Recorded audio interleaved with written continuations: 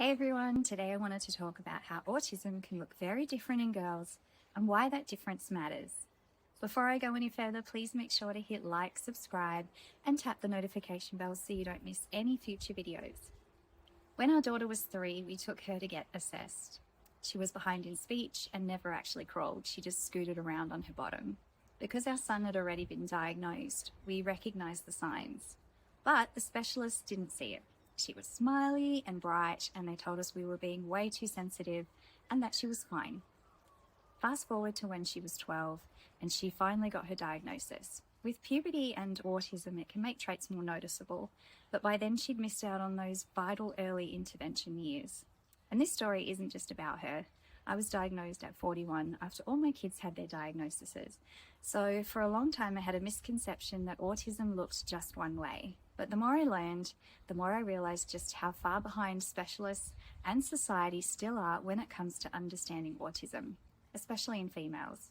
I remember watching a YouTube video about a journalist, Laura James. She was 45 and had a career, 4 children, was well-spoken, and yet she was autistic. The more I read about women like Laura, the more I realised the idea of me being autistic wasn't that far-fetched.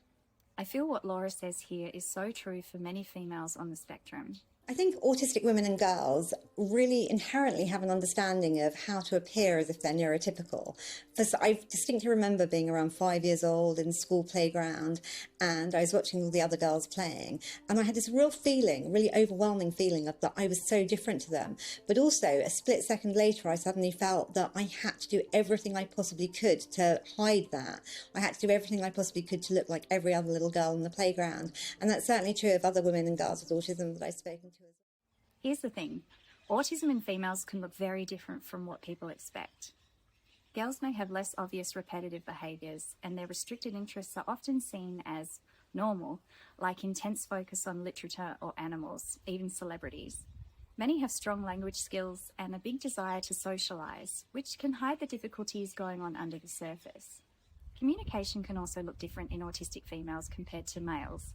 Girls on the spectrum might have an impressive vocabulary and be able to speak clearly and confidently, which can fool people into thinking their social communication is fine. But the challenges often show up in the practical side of communication, understanding the context behind what's said, reading tone of voice, picking up on idioms or humour. They might take things literally or miss the emotional undertones in a conversation. This can make even a casual chat exhausting because they're having to work so hard to keep up with all the unspoken rules. Repetitive behaviours can also look different in girls. While boys might show more obvious signs like hand flapping or an intense interest in mechanical objects, girls often channel that same intensity into more socially acceptable topics. Things like animals, books, or celebrities, like I mentioned before.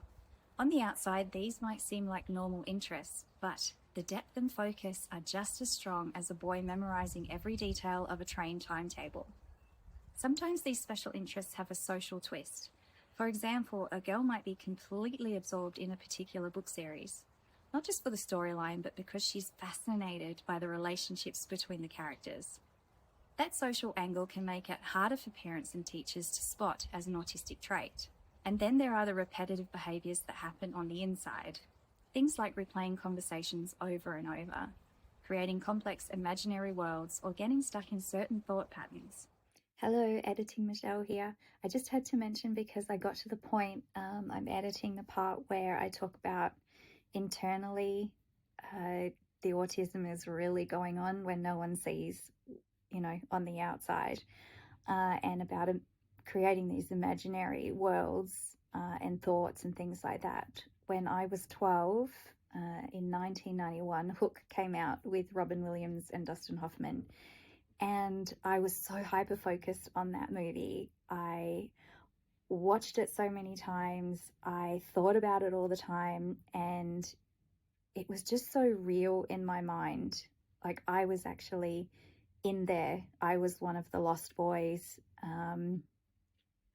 And it got to the point where it was so real in my mind that I actually thought that one day that was going to happen to me, that Robin Williams' character was going to come into my room and take me to Neverland, and where there's no rules, and it was going to be awesome. And I truly believed it. I was so immersed in that movie, but then in my mind it became my world, and it's all that I thought about, and I truly believed that I was a part of it. And it's not something that I ever told anyone. I mean, I guess if I told someone, they would have told me it was strange, but it was just something that I kept to myself, and I only told my husband, I think, around the time I was getting diagnosed. So yes, I just couldn't go any further without telling that story, because it is such a classic example of what I just said about the autism not showing on the outside, but you don't know what's going on the inside. So I'll let you get back to the video. These are just as consuming as any visible behaviour, but they fly under the radar. Like masking, these subtle signs can make diagnosis harder because they don't fit the classic autism picture. Social interaction can be a whole different ballgame for autistic girls too. Many learn to mask or camouflage from a young age, copying the body language, expressions, and speech patterns of people around them. On the surface, this can make them seem socially confident, but it's often a conscious and exhausting performance. They may genuinely want friends and to be part of a group, but struggle with the things like reading social cues, understanding sarcasm, or picking up on facial expressions. Because these struggles are often hidden, they can be overlooked or misinterpreted, delaying a diagnosis for years. The consequences of undiagnosis are huge. Many women only get autism diagnoses later in life, after years of misdiagnosis or mental health struggles like anxiety and depression. This delay means missing out on important supports and understanding.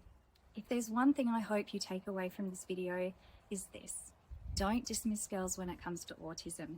The earlier we understand and support them, the better their chances of thriving. Thanks for watching, and I'll see you in the next video.